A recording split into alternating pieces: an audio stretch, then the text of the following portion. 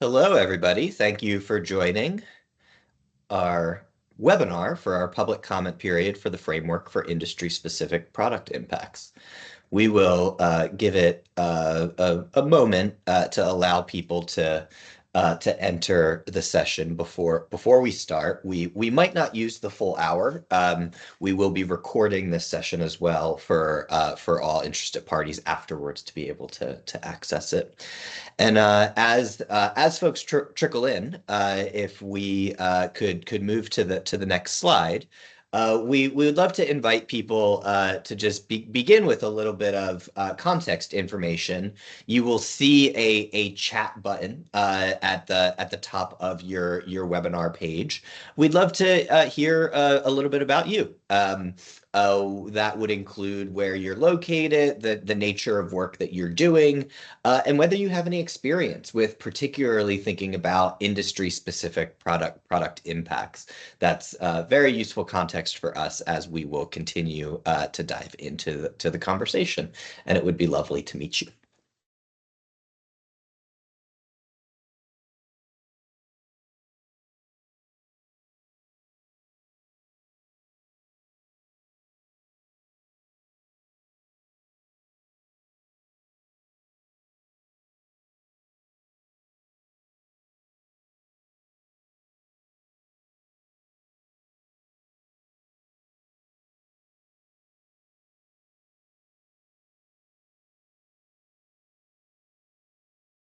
All right, I think we will jump things off and dive into the conversation. So I'm gonna walk us through our agenda and offer a little bit of introductory context setting before I hand it over to my friend and colleague Michael from the Value Balancing Alliance to talk about some other important introductory context before we dive into the meat of this conversation, which is related to the public comment period that we have for the framework for industry-specific product impacts. That statement is something that we're really excited to be able to offer to the market for feedback and usage. We'll be able to dive into much more detail about why this document is so important and hopefully relevant for all of you and your work. But most importantly, just to set that up a little bit, when we at IFVI and the Value Balancing Alliance have been engaging with stakeholders and listening about the needs and the future of impact accounting, one of the topics that very frequently comes up is how important it is for organizations to be able to understand the impacts of their actual products on society as a part of the impact accounting system.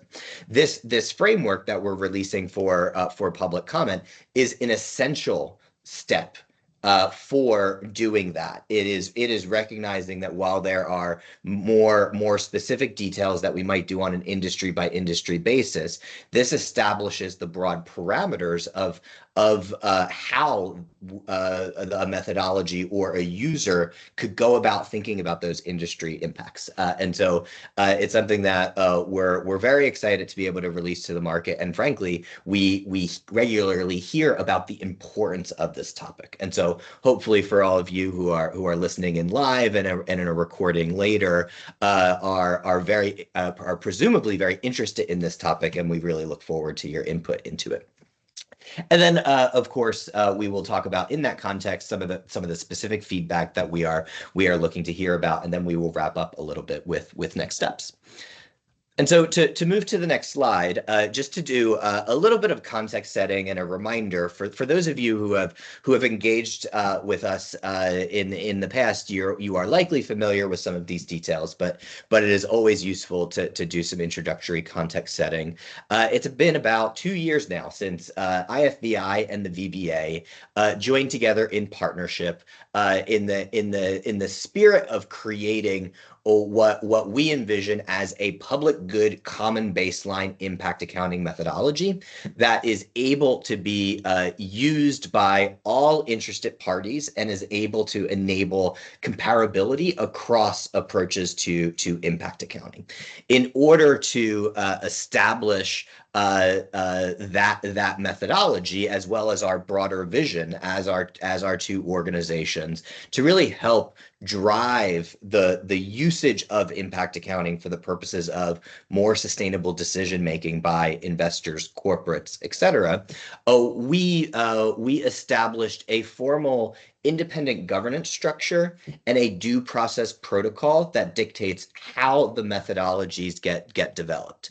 And so if we could move to the next slide, when we are in this moment of our webinar, we are in the midst of a particular phase of the development process of any of our given methodologies. There is an independent body that we refer to as the VTPC, that is the Valuation Technical Practitioner Committee, that ultimately oversees each phase of the development process and approves the content of the methodologies that you are reviewing either at the public comment phase or in the final phase once all processes have been conducted and there is a final version of a methodology that has been released. The work that this due process consists of includes various desk literature review, research, stakeholder engagement of experts, understanding of practitioner perspectives and reporting requirements, all feeding into drafts of a methodology that then undergo a public comment period that we are in the midst of now to really ensure the widest set of stakeholders have the opportunity to review a draft version, provide very direct, concrete feedback on that version that then feeds back into the due process and the Valuation Technical and Practitioner Committee to inform what the next steps are for that draft. Ultimately, what that includes is a review of all of the feedback, consideration of all of the necessary revisions that need to be made to that draft based on the feedback, and then re-presenting that to the Valuation Technical Practitioner Committee for a review prior to any finalization or further steps in the due process. And so all of that to say is to say, the public comment period that we are in the middle of right now is absolutely essential to the quality and the credibility of the methodologies that we are developing. And so we really appreciate you all taking the time to join this webinar. And we highly, highly encourage you after this webinar to spend time with the draft itself, and please provide your input during the public comment period, because it is really, really essential to us producing the methodologies in a way that are ultimately to achieve our mission and vision and meet your needs as our stakeholders. And so that is my general introduction to the context here. Before we dive into the specific content about the industry specific product framework, we also want to set the context for the broader vision of the impact accounting methodology and a release that we just provided last week about how we envision all of these pieces coming together over time. And so with that, I'd love to hand it over to Michael. Thank you, Dan. Also a warm welcome from my end, and great to have this opportunity to share also our vision, how we want to really see a more comprehensive set of methodologies, of topical methodologies and industry-specific methodologies coming together. This is why we had last week the release of this publication, The Vision for Impact Accounting. And here, as you can see, we really distinguish between different methodology statements. We clarify how those interact with each other and complement each other, and how they build on the leading sustainability reporting standards. So this is giving us some sort of a roadmap really to, or North Star on where do we want to go? So which topics do we want to develop also in future? Which topics do we see also that need to be developed in future? And how they align also with the current reality in data collection for sustainability reporting. We also we are also aware that, of course, we do not yet have covered all of those topics, something that we, of course, strive for, but also in the meanwhile to complement the official methodologies that we are providing, to provide you with an overview of some partner methodologies that can be used to complement this kind of view. As you can see here also, we distinguish our what we call or refer to as architecture to structure it in a way that we're looking on the different dimensions of the environmental and social components, as well as then bringing it to the level of capital. So really connecting it to the four capitals that also are frequently used in the ecosystem, from human, social, economic, and natural capital. And on the other side, the industry-specific methodologies also for which we now also in this webinar will lay the groundworks with the framework. If we move to the next slide, just to give you a little bit of a hint on what that goal picture looks like and how it connects to the reporting, to the current sustainability reporting standards. So here we do have a quite extensive list of topics which we call either already available, the ones that we already have shared either in a final methodology statement, such as the GHG emissions methodology, some of those that are at the moment in the exposure draft version. And then we do also have planned methodologies, some that we have on our list, on our work plan already, or really also quite clear timelines when we want to bring some of those methodologies in, as well as possible methodologies, which we see still as relevant, but that might not be at the same priority for now, just from a steering perspective also and from the feedback that we received so far from the ecosystem.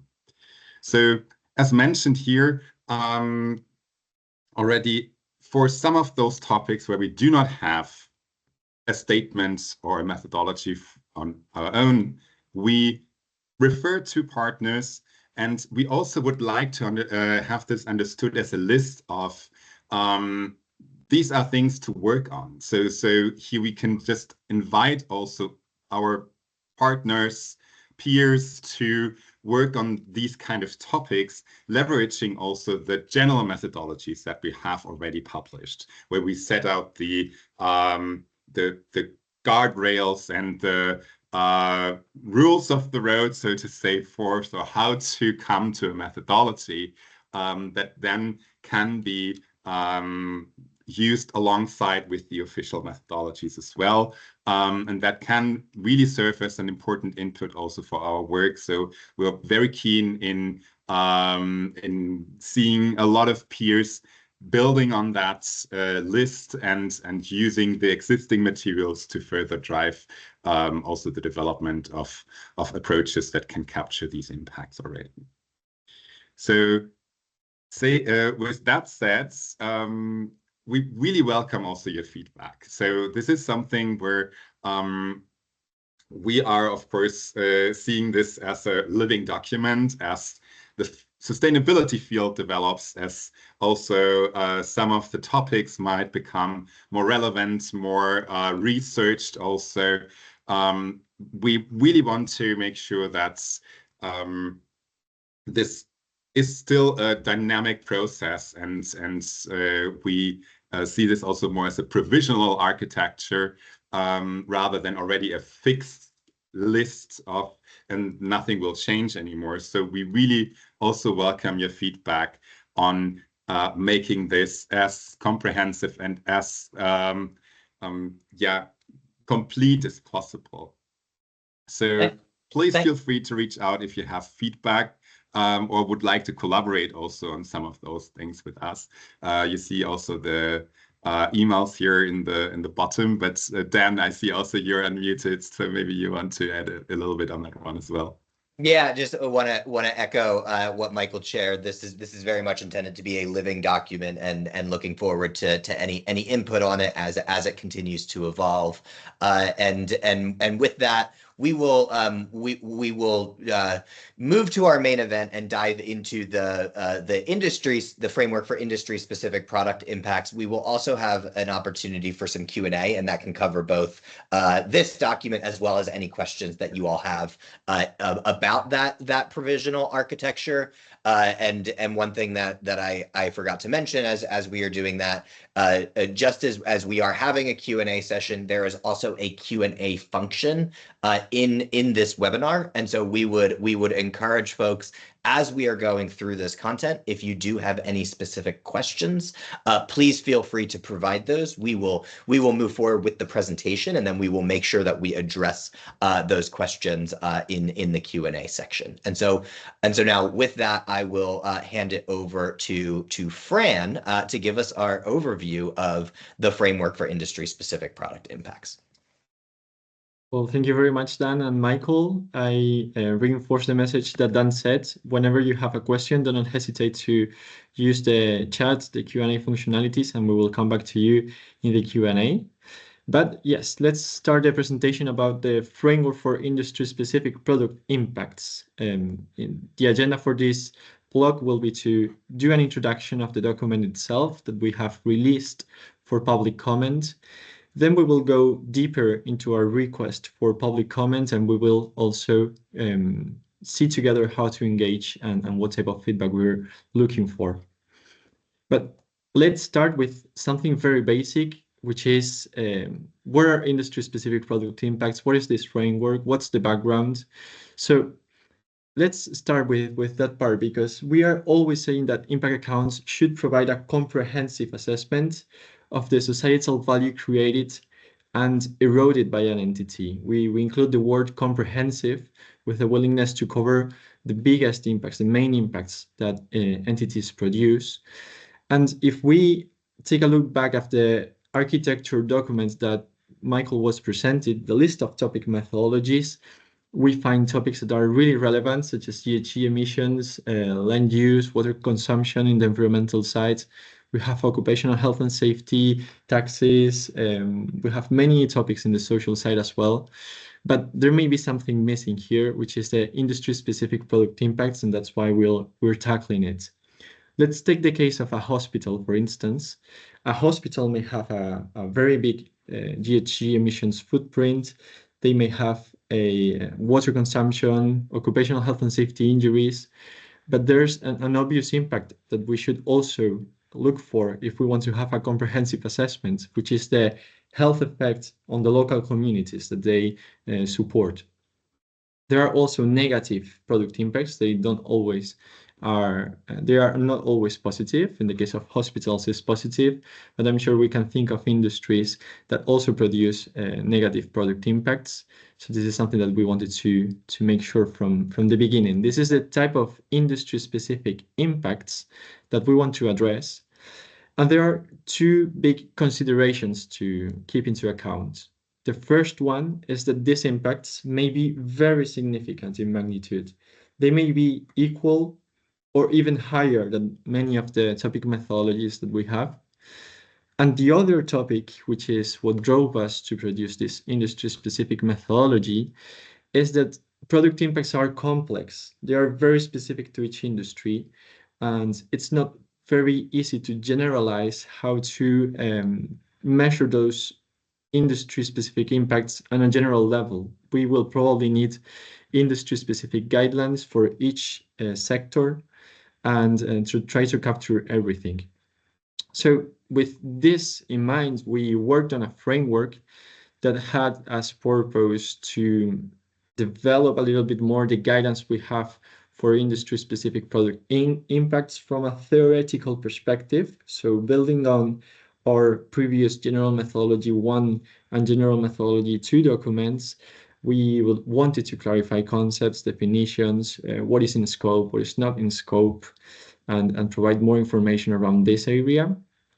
But we also wanted to have a foundational piece for developing industry-specific methodologies on the one hand for ourselves, for the methodology developers. How should an industry-specific methodology be produced? But we also acknowledge that this topic is broad, it's specific to each industry. We may even think of specificity at the entity level. So we wanted to give some guidance to preparers of impact pathways when there isn't an official impact pathway. So even if there isn't an official methodology to measure the product impact of a specific industry, we hope this framework is providing you some information to help you move forward as well. Having said this, there are some elements in this framework that we wanted to present today, some of the key introductions in this document about the scope and value chain considerations. There's also some information as around how the process to set a methodology should be and what steps you should follow. We also have some specific details on topics such as attribution, the reference scenario, which is something that is present in all of our methodologies. Also on simplification of the approach with product clusters and top-down approaches, and also a question that we have had in several times, which is the relationship of this work with market prices. So we will cover this today, and in the framework you have more information around that. But let's start with the first point, scope and value chain considerations. It's important to say that all entities are in the scope of the methodology. All entities produce goods and services. When we refer to product impacts, we refer to impacts derived from goods and services in an open sense of the meaning of those words. So all entities that produce goods or services, whether if they are final or intermediate products, they are in the scope of the methodology. But we wanted to stress something that is going to be relevant, which is that typically product impacts occur in the use phase of a good or service. So they typically occur on the end users, on society in general. Those are the main affected stakeholders. So they typically focus on final products.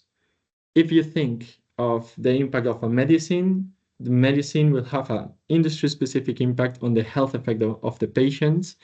And so it's during the use phase when the patient has to take a medicine, it's on the end user, the effect is on the patient itself. This doesn't mean that if you are an upstream entity, you're out of the scope of this methodology. It means that you will have to trace which final products are related to your activities to identify your product impacts. For instance, if you're a chemical company providing chemicals for medicines, you will have potentially health effects, health impacts as well.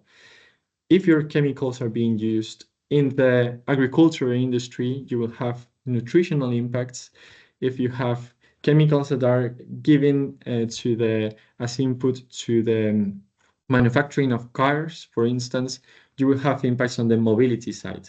So intermediate entities have impacts, have product impacts, of course, but they are related to the final product. But we will go to that later on in the part of attribution. Another relevant point about the scope, about the definition, is that there are, of course, product impacts related to our topic methodologies.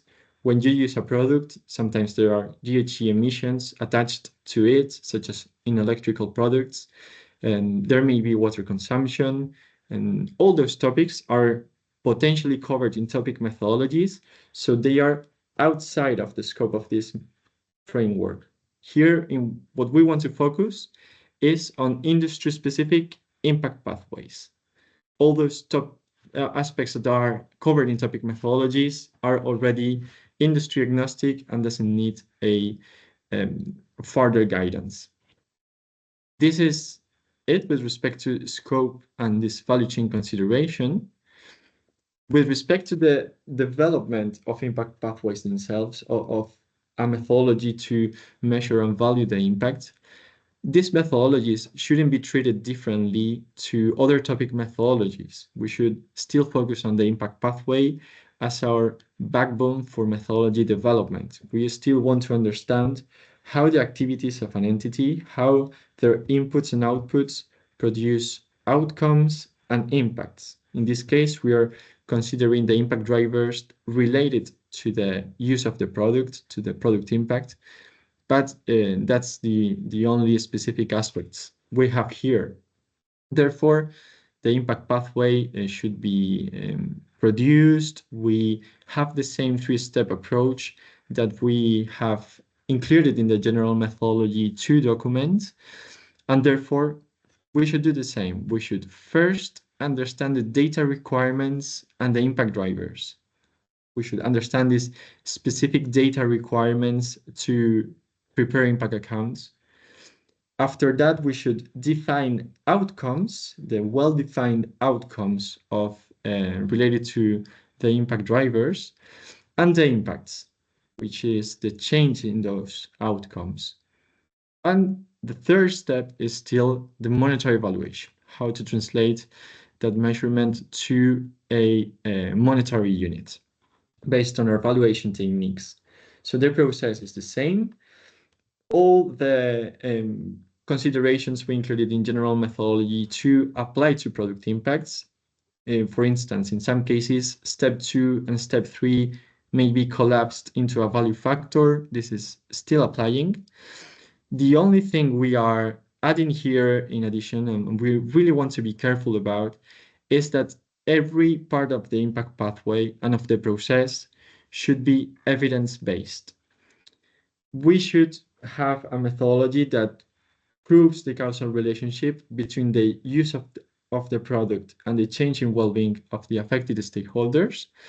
And this is actually something that is not different to topic methodologies. We, as developers of the methodology, always, when we produce an official methodology, we do this process following an evidence-based method in which we have all assumptions, data, evidence, all the measures publicly available, transparently disclosed, and based on science. The problem here, not a problem, but the consideration that we have to have is that here we are opening the door to preparers using this standard to produce their product impact estimates when there is not an official methodology.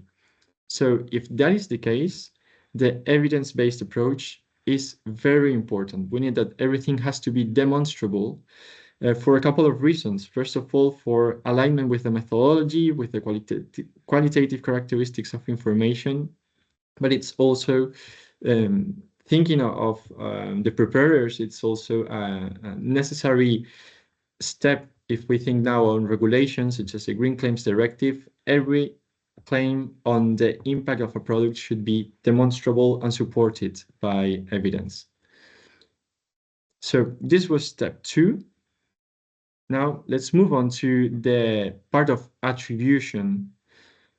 Attribution here is, if we cite the straightforward, is can be explained as the fact that final products have full attribution and intermediate products receive partial attribution. This is extensively explained on the product impact framework, but for today's session, I think it's very easy to do the analogy to the GHG protocol because we are following the same approach. So if we now think of the GHG protocol when estimating the scope 3 emissions, let's take the case of a car manufacturer. If you're manufacturing a car and you're the car manufacturer, as part of your scope 3 emissions, all those emissions associated with the use of the car of their lifetime will be attributed to you. Like 100% of the emissions of the car will be attributed to you. If you're an intermediate product producer, if you're producing, for instance, the engine of the car, you will be attributed part of the emissions of the car, not 100% of the emissions, but based on an attribution technique, such as the weight of the engine, the energy it consumes, the volume it occupies in the car. Based on an attribution technique or rate, you will assign yourself a percentage of the emissions of the car during its lifetime.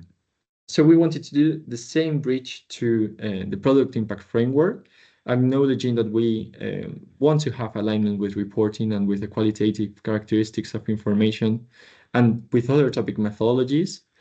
And therefore, if we build that bridge, the entities that are producing final products, that are selling final products, likely receive full attribution. Going a little bit deeper, this also has a lot to do with the fact that there is an influence, a higher degree of influence over the final product of the factors that contribute to the impact. So there's a degree of attribution that is connected to the responsibility of the final product manufacturer. And if you're selling intermediate products, you should choose the attribution technique that best reflect the causal relationship between your inputs and the value chain activities. So for instance, if we take back the case of the medicines, if you're producing the part of the medicine or contributing in some way, and you want to use attribution technique based on the weight, it's possible that the packaging has more weight than the whole medicine, than the whole pill. So it's not an attribution technique that is good for this specific industry. But in the same way, we have to acknowledge that it will be an industry-specific topic as well, which is the attribution technique that best fits the industry. So it will have to be deferred to preparers and producing their own product impact estimates and to official methodologies. There is an important point with using the GHG protocol as the basis for this, which is that if we want to add up the product impact of all the entities in a value chain, there may be double counting. However, this is the same as the double counting that can exist with GHG emissions and other indicators that are part of reporting of ESRS, of GRI, of ISSB. So this is not a double counting that is affecting the impact statement of a single entity if you analyze it by itself. It's an impact statement that it's a double counting that may affect when you look at the value chain and add up the specific product impacts. So this is a factor to take into account, but again, it's the same as with GHG emissions or other relevant KPIs. In the paper, we provide a non-comprehensive list or inventory of allocation techniques you could use. For instance, the predefined allocation would be always very good because you can have either legal allocation already set by a regulator or industry allocations that are extended on a specific industry that are the preferred options, or even a collaborative approach in which all the actors of the value chain sit together and decide which is the best attribution technique for the industry and the attribution rate for each actor. So predefined allocation is very positive, but otherwise we also have the classic attribution rates that you may know from GHG protocol or other standards. For instance, we have the economic allocation methods based on value added, such as the input-output model, based on revenue-based, based on cost-based, or asset value. In the case of more infrastructure projects, this tend to be the case. If the above is not possible, we've also seen employee-based allocation rates in which you understand how many employees are there in each part of the value chain, and you try to understand what is the intensity of activities throughout the value chain. But there are also physical allocation methods. For instance, in the environmental topics, this tends to be the best alternative, such as underlying physical relationships. This can be considering the mass of the inputs, the volume, the energy needs. So these underlying physical relationships are there, but there are also units-based or use-based allocation methods that are specific, probably more niche in specific industries. And last but not least, in quantitative methods, we have the financial control allocation methods and the operational control allocation methods. These are particularly used in the financial industry. The operational control allocation is also very used in GHG emissions. So yes, these are the main quantitative allocation methods that we can find. And in the absence of those, if these are not representing good the relationship of the inputs and the value chain, there are always qualitative methods that could be used. But very important is that the choice of these methods should be evidence-based, should be backed by the quantitative evidence, by the qualitative evidence, but by some degree of evidence in any case. And it should be demonstrable that this is the correct allocation method for the specific impact pathway. Having said this, there's another relevant point we always talked about, which is the default reference scenario. So in our methodology, we want to understand the total value created or destroyed by entities. We want to understand the absolute, and therefore the counterfactual expresses that the entity's products and comparable substitute do not exist. So impacts are always measured against this counterfactual in which the entity doesn't exist, and applying it to product impacts, it would be to the fact that entities' products and comparable substitutes do not exist. For this one, we're introducing another concept, which is the use scenario. It's also coming from the GHG protocol, also an analogy, but we don't want to miss any material impact from the most common use scenarios. Use scenarios are the different applications a product may have, the different uses it could have, and the most common ones are really the ones that we want to focus on these illustrative examples. So these are examples, these are not official guidance yet, but we aim to clarify what we aim with the default reference scenario with product impacts with this table. So let's take again the case of the cars. The cars can have different use scenarios. You can use a car for mobility of goods, but let's focus on the use scenario of point-to-point personal mobility. So the fact that I can move from point A to point B with my car. In that case, the reference scenario expresses that private and public transportation is unavailable. I'm not able to use any transportation method to move from point A to point B.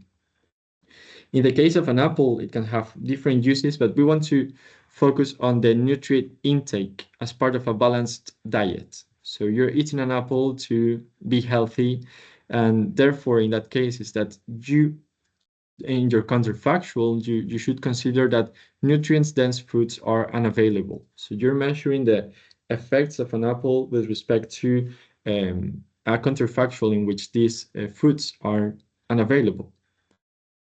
Last but not least, we have the example of the smartphone. Again, you can use a smartphone for many things, for watching videos, to take pictures, to play games, but let's focus on the case of instantaneous verbal communication. So I live abroad, I can call my mom every night to see how she's doing. This is the use scenario we want to focus on, and the reference scenario expresses that I'm unable to do that smartphones and landline phones are unavailable. So the steps to choose a reference scenario is to identify the final product, to identify the most common use scenarios, and after that, we have to think about the substitutes that are providing something similar to also include them in the counterfactual as not existing. With this, what we want is not to measure only the additive impact of the products with respect to the next best alternative, but the whole comprehensive impact of a product. We have now two quick topics to discuss. We have product clusters and top-down approaches. We are conscious about the fact that this needs simplification in some cases. For instance, when a specific entity has a very big portfolio. We have discussed with entities that have more than 15 products in their portfolio and 15,000 products in their portfolio, and we want to say that it's not necessary to do 15,000 impact pathways. You can cluster products based on use scenarios, based on shared characteristics, data requirements that are common, the fact that the well-being dimension affected is the same. So with an evidence-based approach, you are able to cluster products. And also you can use alternative approaches. For instance, we have the top-down approaches in which if you are making some steps simpler, such as in many cases, it's easier to measure the whole impact of an industry and then allocate part of that impact to a specific industry or to a specific entity based on their market share or other methods. This is something to consider as well to simplify the process. And the relationship with market prices. We have received in many cases the question of, don't market prices already reflect the value of a product? And what we want to say is that we want to build a clear distinction between utility, market utility, and well-being, as we understand it, as the impact pathway that have specific outcomes, impacts, and we provide a monetary valuation to the impacts that we have identified in the impact pathway. There are some distinctions, but if we were to do the analogy again, we would be interested not only on market price, but also on consumer surplus, which includes the willingness to pay of consumers beyond the price that they're paying. Also on internalities. If you are a tobacco smoker, for instance, you may not take into account the health effects in your decision. It's not reflected in your willingness to pay, on the price you pay, but it's also an impact that you're having due to using the product. So those effects should be also considered, and externalities as well. Externalities that are effects on third parties should also be part of the picture. So to the question of the relationship with market prices is that this should be related to market price, but also consumer surplus, internalities, and externalities. But we want to have the clear distinction between market utility and the well-being of people, as understood by the impact pathways. So these are the main elements of the documents. We have some questions for public feedback on the topics that we discussed, on the overall usability of the framework, but then on the relationship with economic theory, between well-being and economic theory, attribution, reference scenario, top-down approaches. But we're always happy to have feedback on any additional points that you want to point out. As I say, any feedback is welcome, and we have here the case of the attribution question. For instance, in the attribution question, we're explaining that we are having a consistent approach with the GHG protocol and the topic methodologies, but we want to know if you agree with this approach or not, and if you have any other alternative that you would like to propose. We also ask questions about the attribution techniques that we were citing in the list, if there's any additional method you would add, if it is helpful or not. And in case you want to provide feedback, what we expect from you is that you indicate clearly if you agree or not with the approach, but explaining your rationale as well. And please don't hesitate to be specific with a specific paragraph you would like to provide feedback on, and even if you have alternative proposals, feel free to even draft them and send them to us. But I reckon that I've been speaking for a long time. Dan, please, let's make these people to hear someone else beyond myself. Thank you, in this Fran.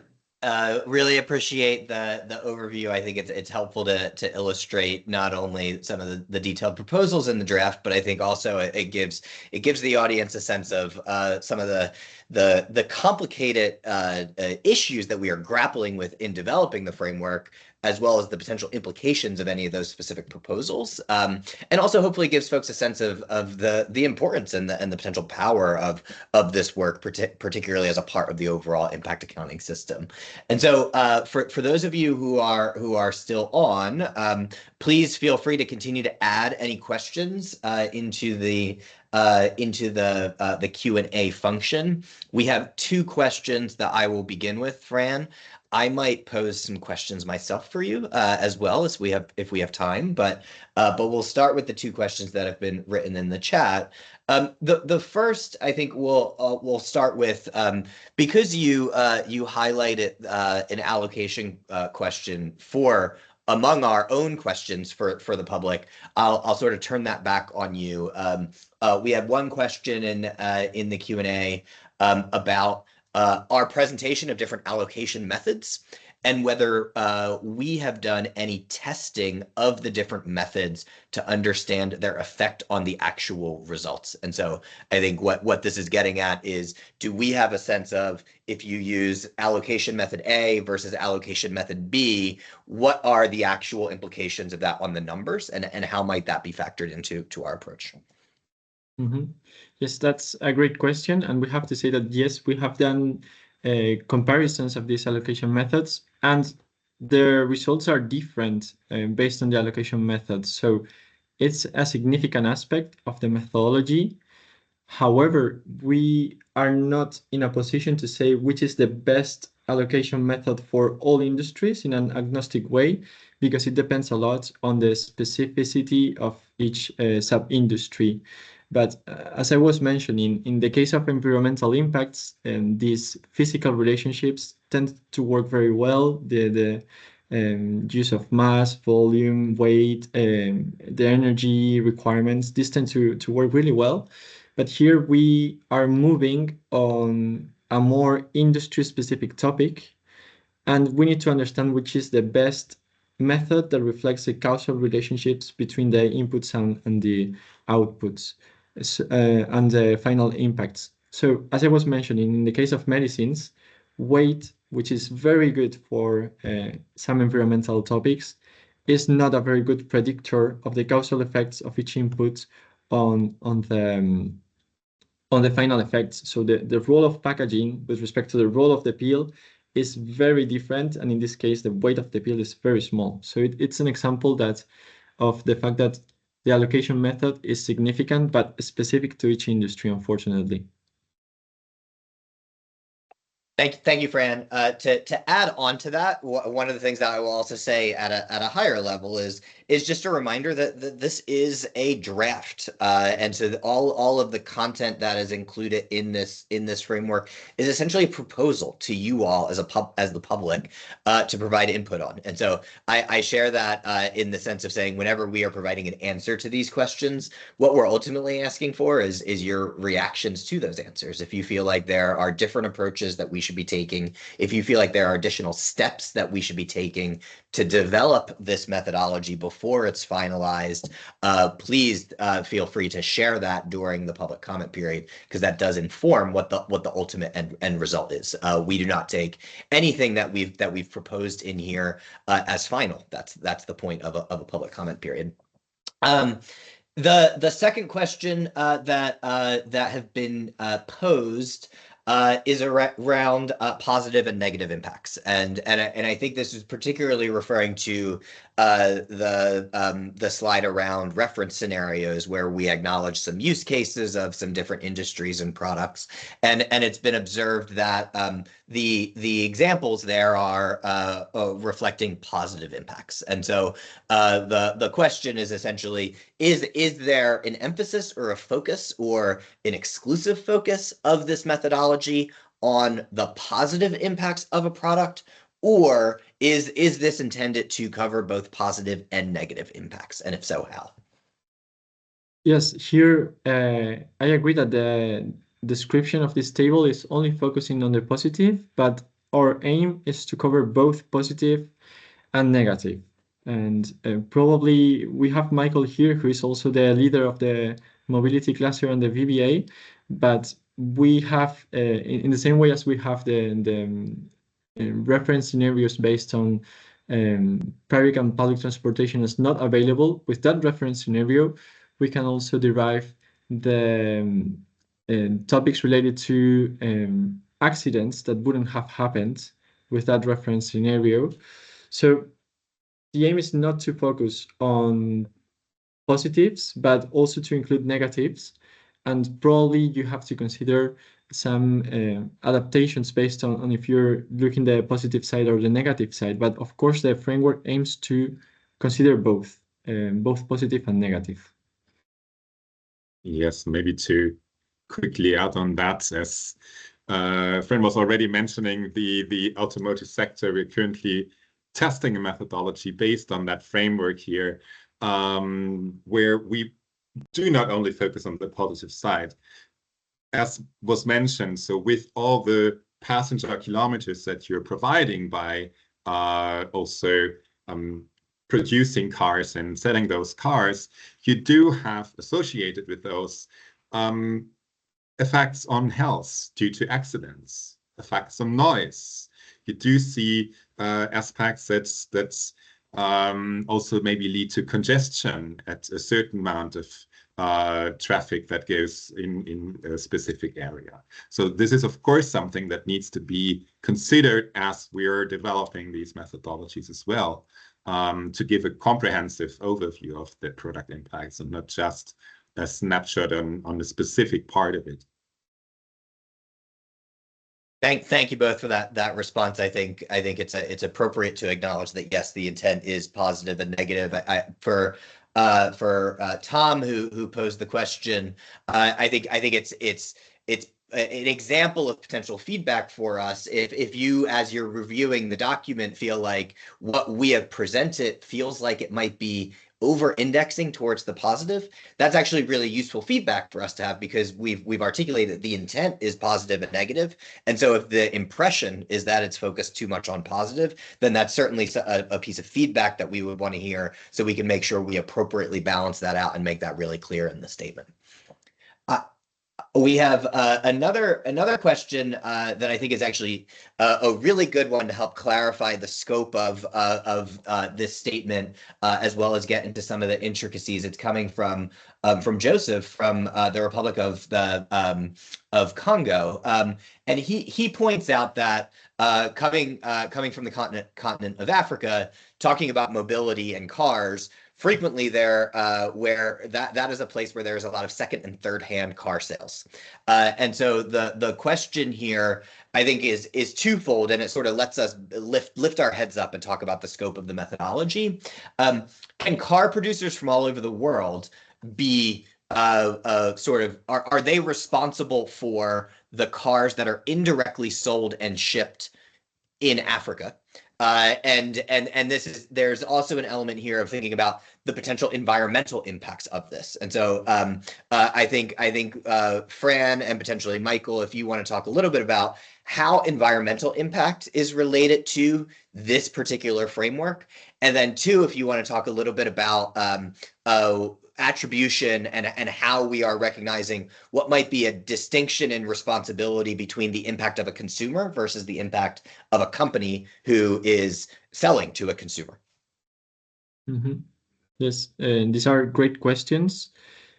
First of all, there will be a huge environmental impact to consider, but I think this is probably already covered in industry agnostic methodologies. We already have methods to assess for instance, the scope 3 emissions of the used products, of the use of the products with the GHG emissions methodology. The same will probably apply to the other methodologies. Therefore, environmental impacts are very important. However, if they are not only specific to this industry, if they are agnostic to other subsectors, we can think of the uses of other products that can be shipped to Africa, such as in this case,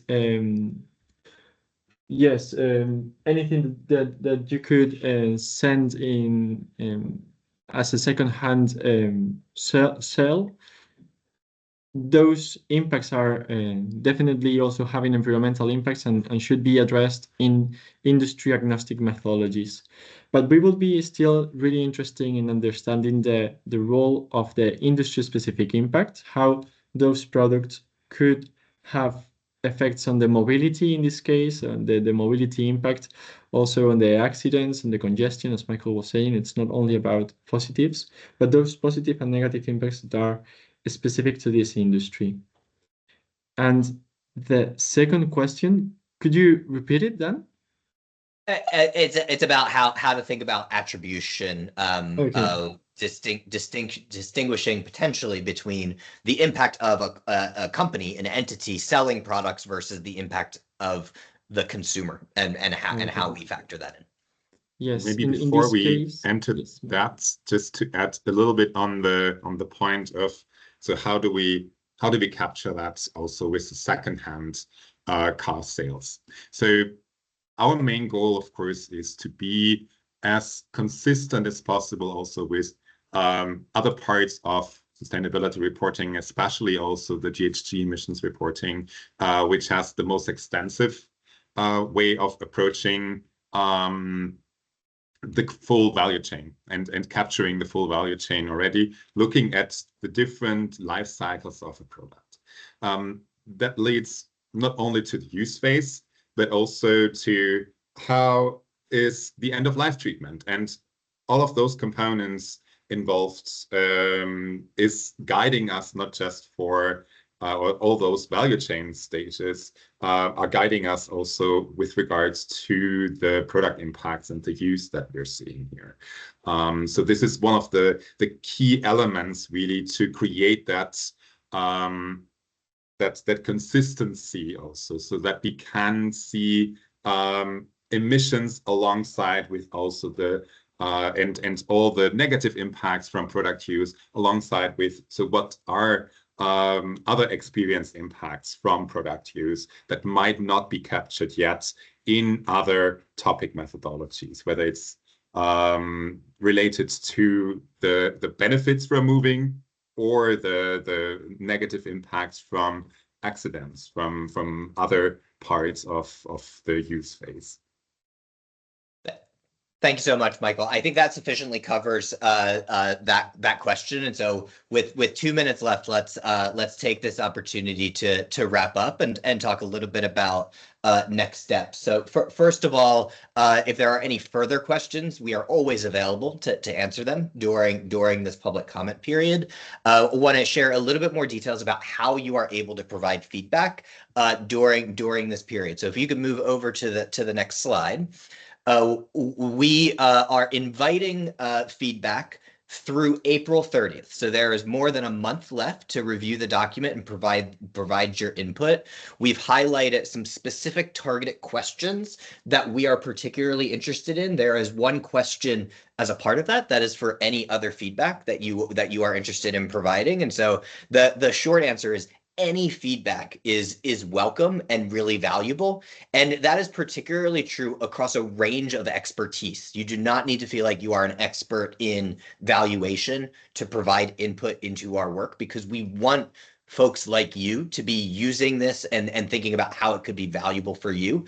And so please feel free to provide any input that you might have as you're reviewing. There are two mechanisms in writing that you could submit comments by. One is a survey that is available. We can link to the pages here in the chat live. They are available on ifvi.org. You can submit via the survey, or you could submit via an independent letter. All of which feedback is presented publicly for transparency. But in addition to the written feedback that we are accepting, we will also be holding a live feedback session on April 8th. You are welcome to register for that session, and that could be used as a supplement or as a replacement for providing written feedback. In that session, in a collective group, we will facilitate a conversation that will be noted and be used for review by us and the VTPC to inform what would be an updated draft of this framework. And so with that, really thank you all for your time. We, as always, appreciate your interest in our work and would really encourage you to provide your feedback to us during this public comment period and reach out with any questions that you may have. Thanks a lot. Thank you, everybody.